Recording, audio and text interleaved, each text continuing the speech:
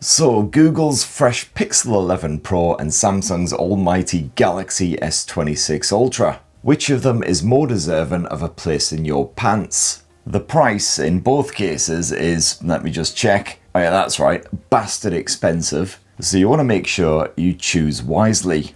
I've used both the Pixel 11 Pro and Samsung's Galaxy S26 Ultra as my full-time smartphone, so here's how they stack up for battery life, game and smarts, camera abilities, and all the rest. And for more on the latest and greatest tech, please do poke subscribe, ding that notifications bell. Cheers!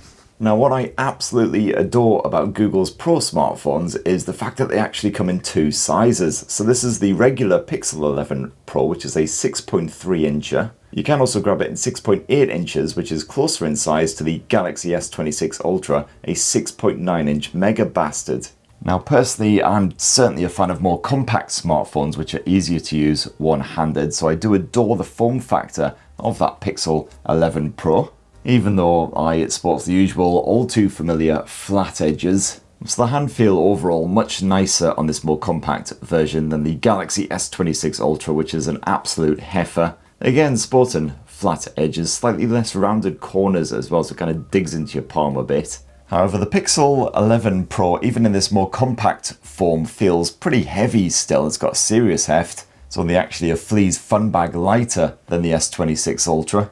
And both are available in a small selection of colours, including a quite vibrant pinky effort for both, as long as you snaffle your S26 Ultra online. Now, while Google has gone with a bit of Victus 2 up front, on the Samsung Galaxy S26 Ultra you've got Armor 2 glass instead, and this boasts an anti-glare finish, so pretty handy if you do live in sunnier climes. It's easier to see what's going on that smartphone screen outdoors when you've got the sun reflecting off it. And neither Google or Samsung has slapped a screen protector on these smartphones, so I'd certainly do so yourself just to be sure. And then around back you've got a matte Victus 2 finish on both. And both of them proven pretty smudge resistant, which is good. They don't get all greasy and grubby when you fondle them a lot. You've got a standard aluminium frame on the Pixel 11 Pro versus armor aluminium on the Galaxy S26 Ultra. The overall durability is certainly higher here on the Galaxy S26 Ultra, so worth bearing in mind if you are a bit of a butterfingers. Although the good news is, if you happen to fumble and drop either of them into the toilet, well, they're both IP68 dust and water resistant, so they'll survive a bit of that, bit of beach action, whatever else. So when you actually want to use your smartphone, well, the good news is you've got an ultrasonic fingerprint sensor built into the display on both these blowers. It's incredibly reliable, highly accurate, and as you can see there, you're basically just straight into your phone as soon as you tap your thumb. If for whatever reason you can't scan your thumb, you're wearing gloves or wherever else, you do have Face Unlock as a backup option, although it's not quite as secure. And on the software front, well, it's latest, freshest Android 17 here on the Pixel 11 Pro straight out of the box, whereas here on my Galaxy S26 Ultra, I'm still waiting on that update. As usual, both Google and Samsung generously offering 7 guaranteed OS updates and 7 years of security patching, which should come through in a fairly timely fashion. Of course, the Pixel 11 Pro will enjoy one more OS update compared with the S26 Ultra, as Samsung's blower launched with old Android 16. And yippee hooray, they both come with a minimum 256 gigs of storage, which is the least you'd expect at this price. You can also upgrade beyond that if you want to. If you want to and you've got so much spare cash stuffed under your mattress that your nose is scraping the ceiling. And while the foundations here are the same, Samsung does switch things up with its own One UI launcher, which certainly does give it a unique vibe, that's for sure. But Samsung, as always, has piled on a whole bunch of its own apps, many of which just double up what Android already does. So you've got the Samsung Wallet, Samsung App Store, Smart Home Shenanigans, Photo Gallery, web browser, basically everything. And overall, I prefer Google's feature set. So for instance, it offers better safety features, including the likes of car crash detection. However, both blowers boast pretty impressive security features, including an entirely separate chipset for securely storing your biometrics and other confidential data. And both phones have one of my favourite smartphone features, a bit of call screening as well, which is pretty damn handy if you get a lot of spammy people phoning you up all day long. As for big exclusive hardware features, well, on the Pixel 11 Pro, that would be the highlight jobby around back. If you got the phone face down on a desk or a table or whatever, this can flash to inform you if one of your favourite contacts is trying to get in touch, or also if you're just having a bit of a chinwag with Gemini. And yes, it's mostly as pointless as it sounds. And meanwhile, of course, Samsung has bunged that S Pen stylus in this bottom orifice of the Galaxy S26 Ultra. And this is good for sketching and scribbling on the go, but Samsung stripped out the Bluetooth support a couple of generations back, so you can't use it as a remote control for activating the camera, stuff like that. It's overall pretty basic. And oh yes, no matter your choice, you have all of the AI stuffed on both these phones. You've got the Gemini assistant, naturally, still my favourite AI assistant, particularly handy if you're buggering off to a town or city you've never been to. You just want to know what are the best pubs, breweries, etc. to get absolutely smashed at. Those polar bears certainly aren't dying off for nothing. Oh, and Samsung, because it has to double up on everything for whatever reason, also offers the Bixby assistant, which, I mean, frankly, when you've got Gemini on here, choosing to use Bixby instead would be like saying no to a Caribbean cruise, buggering off instead for a wet weekend in Wolverhampton, and having to share a hotel room with Michael McIntyre without any form of earplugs or blunt force weaponry. You've also got Magic Q here on the Pixel 11 Pro and the very similar Now Nudge here on the S26 Ultra. And this is supposed to pop up useful information and suggestions when applicable. And personally, I found they're both about as useful as a chastity belt in a brothel. And the multitasking experience definitely better on the S26 Ultra. You can split the screen so one of your apps is mostly out of view. Pretty handy for enjoying a video in the background or whatever else. Now, as I mentioned before, with the Pixel 11 Pro, you've got a choice of either a 6.3 or a 6.8 inch Super Actual OLED display, depending on whether you go for the regular or XL model. Whereas here on the Galaxy S26 Ultra, you're guaranteed a 6.9 inch Dynamic AMOLED Mega Gate. But no matter your choice, you'll enjoy super crispy visuals and excellent contrast as well. You've got HDR10 streaming on the Google and the Samsung. With the default display settings, I found that those tones were slightly warmer on the Samsung Galaxy S26 Ultra versus the Pixel 11 Pro. You can tweak the colours if you want to. And they both get powerfully bright if you are outside on an exceptionally sunny day, so no worries with the visibility. The viewing angles are actually slightly better on the Pixel compared with the Galaxy. That's because Samsung has slapped on a privacy screen. This is a pretty good feature if you're out in public doing something shameful like watching one of my videos or, using a banking app or whatever. You don't want other people to see what you're up to. You can just pull down the old control center, tap privacy display, turn it on, and then all of a sudden the viewing angles are even more balked, but this time deliberately. And that's a hardware feature which you sadly do not get on the Pixel 11 Pro. But everything else basically the same. Refresh rate 1 to 120 Hz on both handsets, and the PWM dimming on both of them is pretty crap. So if you are sensitive to that OLED flicker, frankly, you're probably going to want to look elsewhere. You've got stereo speakers slapped on this pair as well. On the Galaxy S26 Ultra, they're loud and clear with excellent stereo separation. As the Pixel 11 Pro, not quite as impressive. You've got a weaker earpiece speaker, not quite as bombastic as the S26 Ultra, but still absolutely fine just for watching a bit of YouTube or whatever. And when I was using them as my full-time phones, both of them were absolutely fine for the Bluetooth streaming as well. No complaints when I was out and about, even in quite busy, packed public areas with my Bluetooth headphones. Did a bang-up job. However, I did have a different experience when it came to general connectivity. You've got a MediaTek modem versus Snapdragon, basically. Wi-Fi 7 support on the pair, as well as ultra-wideband, all that shenanigans. However, I did find that the Wi-Fi range was certainly better on the S26 Ultra. So when I was using this pair out in the garden, for instance, the Pixel would regularly drop that Wi-Fi connection and go to mobile instead. Didn't have that problem with the S26 Ultra, which tends to download and upload faster at a distance from the router. However, as far as connections to a mobile network were concerned, I found the Pixel was absolutely fine in that regard, thankfully. I had the exact same dropouts as the S26 Ultra in slightly ropey areas with dodgy signal. And also a very different story when it comes to the performance, because here on the Pixel 11 Pro, you've got Google's own Tensor G6 chipset slapped in there versus Qualcomm's Snapdragon 8 Elite Gen 5 for Galaxy in the S26 Ultra. And both phones do come with a choice of 12 or 16 gigs of RAM. I've got the 16 gig Pixel, but sadly only the 12 gig Galaxy S26 Ultra.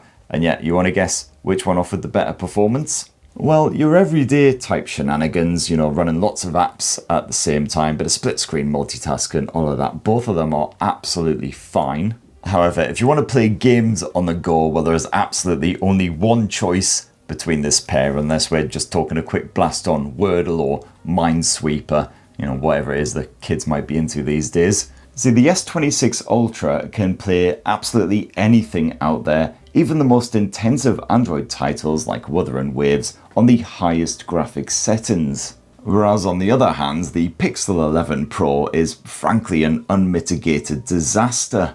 Wuthering Waves was a juddery mess even on the lowest possible graphics settings. And Call of Duty Mobile played fine with a consistently smooth frame rate, but it did keep dropping me out of matches thanks to various connection issues. And as for Genshin Impact, well, if you want your gaming experience to be some kind of LSD-induced nightmare of pink, then you're well and truly sorted.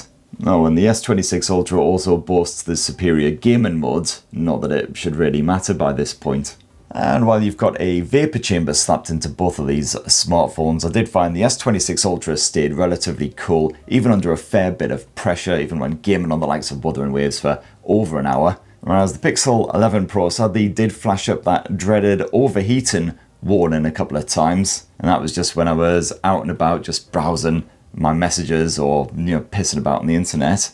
As for battery, well, it barely makes any difference which of these smartphones you choose as far as the battery capacity goes. It's all hovering around the sort of 5,000 mAh mark. Certainly less than impressive compared with some of the big Chinese flagships, the likes of Oppo and Poco and all them spaffing out 7,000, 8,000 mAh capacity batteries. All the same, I found that with general everyday mixed use, I typically got close to 8 hours of screen on time from a full charge of the Samsung Galaxy S26 Ultra. And that is with, usually a bit of Spotify or Audible streaming in the background as well. Whereas here on the Pixel 11 Pro, sadly not quite as impressive, I typically got up to 6 hours of mixed use with screen on time. You've also only got 30 watt wired charging with the Pixel 11 Pro, which is pretty poor for a flagship in 2026. That is upgraded to 45 watts if you upgrade to the XL model. However, the Galaxy S26 Ultra has them both trumped with its 60 watt wired charging. It's definitely faster when you bung a cable in it, charging back up. However, both sport wireless charging. You've actually got Qi 2.2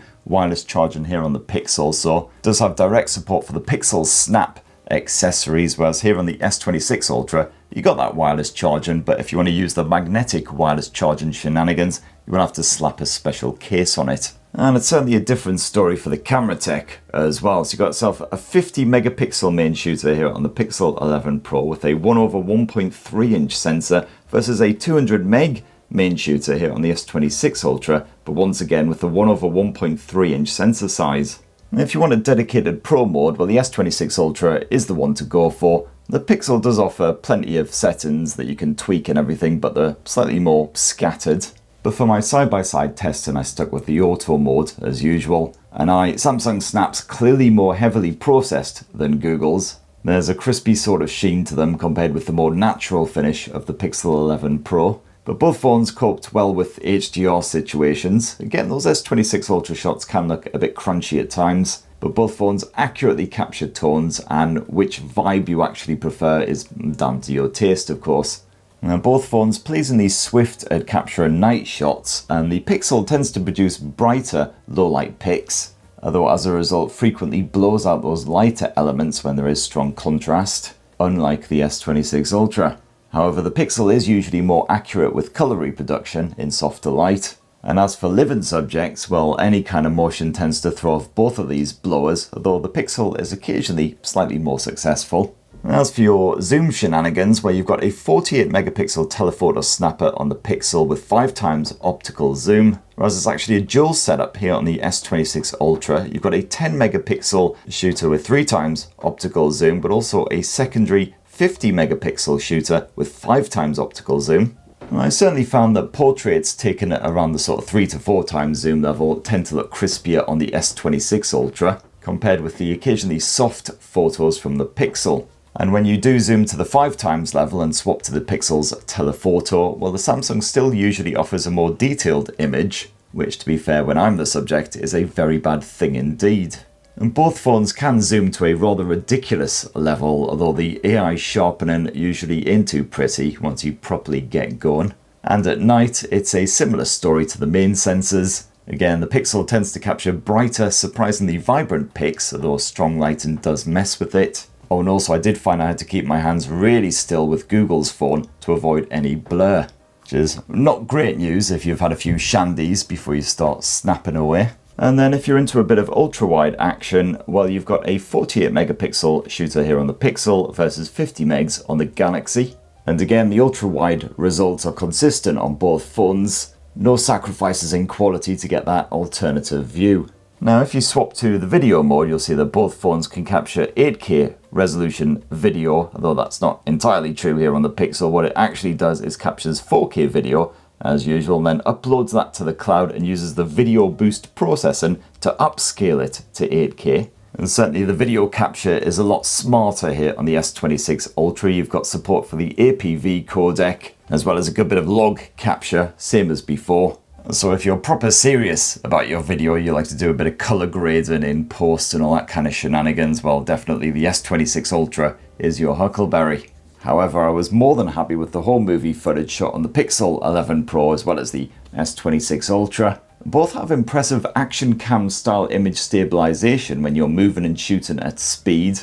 Samsung's is the best of the pair, but the Pixel 11 Pro can still spaff out pretty smooth video even when you're proper full-on dicking about. And if you're shooting proper low-light video on these smartphones, well, the Galaxy S26 Ultra can do all the processing again on that phone, whereas the Pixel 11 Pro, you'll have to turn on the night boost feature manually, and then you'll have to slap on the old patient pants as Google uploads that footage to the cloud and processes it up there. So yeah, after a wee while, you'll eventually get your lovely, shinier, brighter, slightly crisper, less grainy footage.